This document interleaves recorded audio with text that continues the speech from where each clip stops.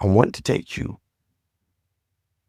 Emerson Mnangagwa and Donald Trump are committed to their missions for different reasons. In today's talk, I want to explain to you what's really driving these two individuals and why they're so committed to their missions. What is it they really want to get out of their struggles? And I want us to understand a new concept, and the concept is the concept of the Messianic calling. Each of these individuals, Emerson Mnangagwa and Donald Trump, they see themselves as historical Messianic figures who are on a mission from God to save their people and take them to the promised land. We need to understand what's ultimately driving them is not fame, it's not power. It's a Messianic calling that really drives them. And the first thing you see as a similarity is the access to divine energy. So let me explain to you how the Messianic complex works.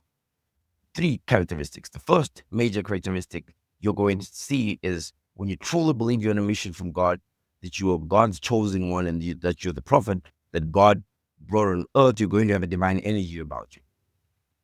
Think of a mother who goes into a jungle or a forest and they get lost and they start wandering in the woods, and then suddenly a big black bear pounces on them. Well, to a mother, what's going to happen is that bear is going to come across very petite and very small. Under that type of threat, mother is going to find energy and strength, and she will succeed to protect her infant. We know this is true because there are a lot of antidotes towards this. To understand the divine energy that people with a God complex move around with and why they're so motivated, you have to look at the classic examples of Trump and Mnangagwa in context. So, Donald Trump, during the campaign season, he would get up at 2, 3 in the morning. He would do a lot of tweets, watch a lot of TV, he'd get on a plane, go to a campaign rally, and he would talk for hours. He would get back on the plane and go to another rally. And then he would do another rally again. And then he would watch some more TV, and then he'd go to bed and sleep like a baby until the next morning. He would do it again for the next 3 or 4 months. You would have to ask yourself, how was a 79-year-old that energetic? Similarly, Emerson Mnangagwa, at the age of 82, he travels cross-country in Zimbabwe. He can have 5, 6 rallies in a day. Emerson Mnangagwa on his feet. Remember, he survived the 2017 ice cream poisoning attempt that should have killed him, but yet he bounced back with even more vigor, orchestrating his whole rise to power. He can address crowds for hours in blazing heat, and then go back to the office and meet with the Chinese delegation. Why is Emerson Mnangagwa so motivated? Donald Trump is not particularly in the best health in the world, and man eats McDonald's. Mnangagwa, despite multiple assassination attempts throughout the whole liberation struggle days, his whole political career, continuous, relentless energy that he exudes is more. Mnangagwa is the smartest person in the room every single time. Mnangagwa is the fittest person in the room every single time. If you look at the world's powers that are against God's chosen people, so Mnangagwa, it's Western intelligence agencies, economic sanctions, international media companies that wake up every single morning with one job and one job alone, to discredit his presidency. But yet, these people never feel down or as if they want to give up. Emerson Mnangagwa wakes up every morning and he thinks this is the best life. He wakes up every morning and he thinks this is the moment he's lived his whole life for. And even if he dies, he's going to go to heaven. If you ask Emerson Mnangagwa to run a marathon tomorrow, he would be able to do it, I guarantee you. The second characteristic of Emerson Mnangagwa and Donald Trump is you're looking at people who are filled with so much of this messianic complex that they're now absolutely fearless. Let me give you some examples. Trump was almost assassinated in Butler, Pennsylvania. Do you remember how even though the bullet came so close to him, he was still able to get up and pump his fist into the air and shout, "Fight, fight, fight." Emerson Mnangagwa, 2017, White City Stadium in Bulawayo, a bomb explodes just meters away from where you were standing on the podium. The blast kills 2 people, I think, injured dozens, including vice presidents. The crocodile survived. Maybe it's because of his instincts, right? Within hours, he's back on TV talking about how this would not deter him from his mission to lead Zimbabwe. Before that, in the Liberation War, Mnangagwa survived poisoning by Rhodesian forces while he was in Mozambique, 1979. He nearly died, but he recovered and then viewed it as divine protection. 2017, its ice cream lands in a South African hospital bed, still can't die, the invincibility. It's just absolute fearlessness. They know that God will always protect them, but also even if they die, they're going straight to heaven to be with God. They're one of God's elect. And then finally, their bodies no longer matter. So whatever happens to their bodies, they don't care. When they die, this vessel breaks and it fills the followers with divine energy. They become martyrs, and their followers will complete the mission on their behalf. So they've transcended death. They've transcended this material world. Emerson Mnangagwa is now an idea, a faith. They're now like an inspiration. Donald Trump is now like an inspiration. The third characteristic of people who have the Messianic calling or complex is their persecution complex. The idea that how do you know you're God's elect? How do you know that God has chosen you? How do you know that you know that you're God's elect because of the way society is going to fight you? Trump survived 2 impeachments. In his first term, the deep state filled his cabinet. John Bolton, Mike Pompeo, Nick Haley, everybody was part of the deep state. And they undermined him. In fact, the generals used to go on and brag to say, don't worry about Trump. If you really want to talk to people who run America, come and talk to us, to the generals. Interesting. I know another country, another guy, Zimbabwe. The generals undermine the president and say, come and talk to us. The generals, we run the country. We talk to us. They raided his home at Mar-a-Lago. They tried to bankrupt him. They tried to throw him in prison. They tried everything. Mnangagwa's persecution complex is equally deep, if it's not even deeper.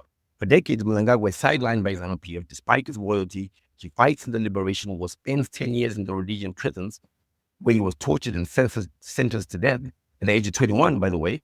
But somehow after independence, he watches others get promoted into much senior positions than him. The Western world sanctions Mnangagwa since 2002, freezes all his assets, bans all his travel, paints him the villain of the international media.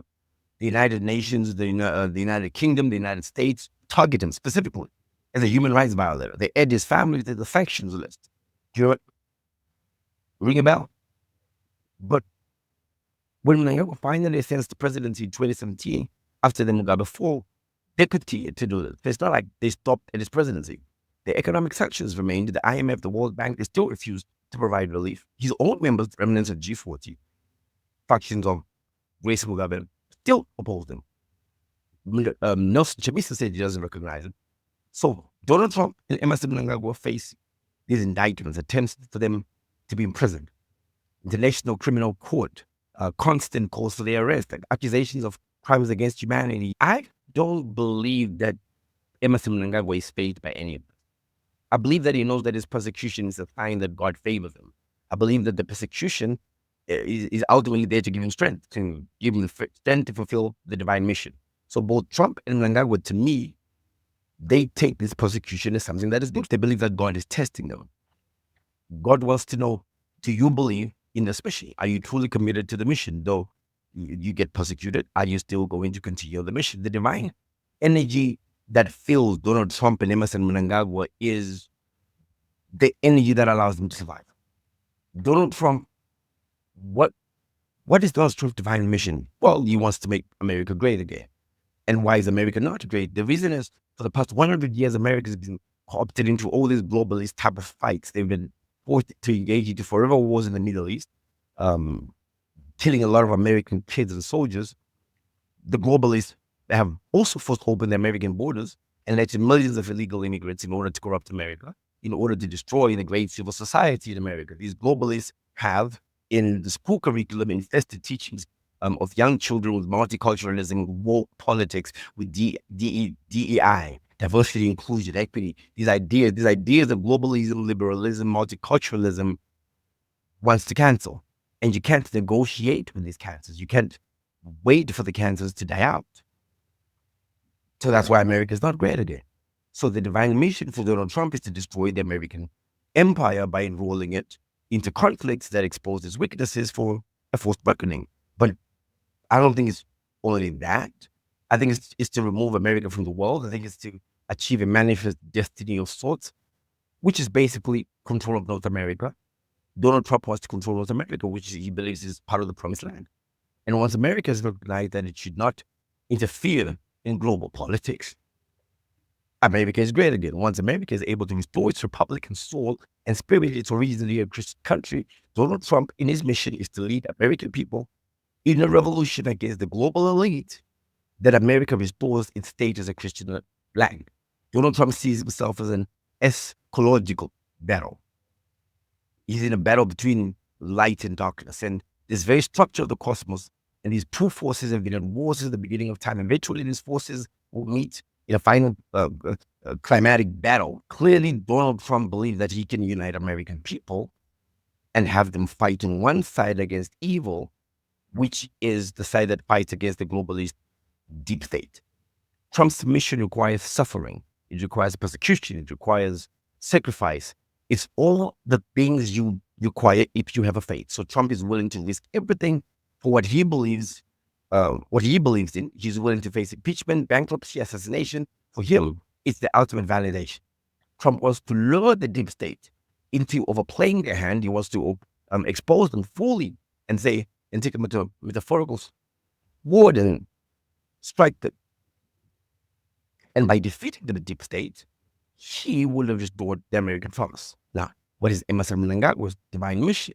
Well, Emerson Mnangagwa wants to restore Zimbabwe to its rightful greatness, to reclaim what he believes Zimbabwe lost, to position Zimbabwe to where the liberation struggle was supposed to position. So why is Zimbabwe not a great role for the past 40 years? Since independence, Zimbabwe has been sabotaged by Western imperialists. The same powers who once oppressed Zimbabwe for this year never really let go. They imposed economic sanctions. They funded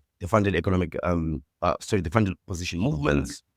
The West has worked tirelessly to discredit the state of Zimbabwe from being able to sustain or run itself. They want Zimbabwe to remain independent, to remain a source of cheap mineral, to remain a source of resources, and where they will always have power. The globalists, the neo-colonialists have infiltrated Zimbabwean institutions. They fund NGOs that promote Western values. They want to support opposition parties, puppets of foreign interests. Human rights come into Zimbabwe as a weapon. You can't negotiate with these imperialist forces if you're Emerson Mnangagwa. You can't. You have to plunge cancers out of Zimbabwe. Emerson Mnangagwa's complex is plunging cancers that he believes are not good for Zimbabwe. First, he must make sure we've got economic liberation. Then he must make sure with political liberation. This means seizing control of Zimbabwe's mineral world, the platinum, the diamond, the lithium, the gold, and ensuring that Zimbabwe will benefit from it and not just foreign capitalists. The second thing Mr. Mnangagwa must do, he must turn Zimbabwe into a powerhouse, at the very least in SADC, so that you can negotiate better between China and Africa, and you can make the Look East policy work so much better. If you look at his relations with Russia, speaks to the same. He's building a new world order where Zimbabwe is not a supplement. Third, he must unite Zimbabwe under one banner. ZANU-PF's rigid revolutionary ideology. The banner that Emerson Mnangagwa must unite the country is ZANU-PF. Zimbabwe must remember its revolutionary roots. They must honor the sacrifices of liberation heroes. They must never forget that the land was won through blood. The fourth thing Emerson Mnangagwa must do, and perhaps the most important, is Emerson Mnangagwa must secure his legacy as the one who finished what Mugabe tried to stop. Mugabe was the father of the nation, but he became distracted, he became weakened, aged, kind of got ahead of him. But he's a crocodile, he's patient, he's resilient, he's deadly when necessary, he survives decades in the shadows, he waits for a perfect moment, and then he strikes. The divine mission for Mnangagwa is to lead Zimbabwe to a new era of prosperity with ZANU-PF is in permanence of governance. And then he will secure his place in history as a true liberator, the one who delivered what Robert Mugabe couldn't. Mnangagwa also sees himself as an eschatological emblem. How do I make this make more sense? He's willing to die for his mission. That for him is the greatest glory is for him to die for his mission. So where is the convergence? Of course, this raises an interesting question. So for Trump's America first, well, for Mnangagwa Zimbabwe to be truly sovereign, Western economic dominance must crumble. Both men, Trump and Mnangagwa, seek destruction of globalists for them to win. Both of them require the current global political system to break. So why would the global elite allow this to happen? Why would they permit Mnangagwa or Trump to challenge the authority? The answer is complex. There are certain elements within the power structures that believe that the current system is unsustainable. They see the writing on the wall. American empire is overextended. Western economic control of Africa is going to be superseded by China. But let me tell you what is important. The Messianic calling, the belief system that is in place. This belief system has been in place for centuries.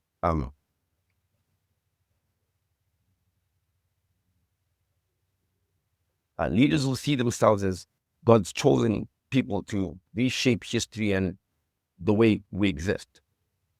And I think for them, the moment is now. Emerson Mnangagwa and Donald Trump, each of them are convinced that they're chosen by God for a divine mission. They're each willing to risk everything to endure any persecution because they have unlimited divine energy. They're not driven by normal political ambitions. They're driven by something that is far more powerful, far more dangerous, far more unstoppable. They are the chosen ones. They will reshape the world according to their divine vision, whether we are ready for it or we are not. Now, you hear this and you think this is really powerful, but you need to understand that these men truly believe it. Therefore, was truly believe it. And that belief, that divine energy, that absolute fearlessness inside of all persecution makes it fully unstoppable. Trump and Mnangagwa have transcended normal political calculation. They no longer operate like mere politicians. History shows us that men like this, for better or worse, change the course of nations and they end up reshaping the world order itself. There is one man I always predict what will happen to Trump and what will happen to Mnangagwa accurately. If you look at the prophecies that human angel has given every single time before Trump was in power, when it was not fashionable to support Emerson Mnangagwa. Look at me. Human angel has always been able to predict what will happen when everybody attacked them, and how they would survive, if they would survive, and mobilize the archangels of prayer around presidential offices. I don't think crazy people become presidents. I don't think crazy people get access to presidents. I think crazy people change the world. But anyway, until next time, head down.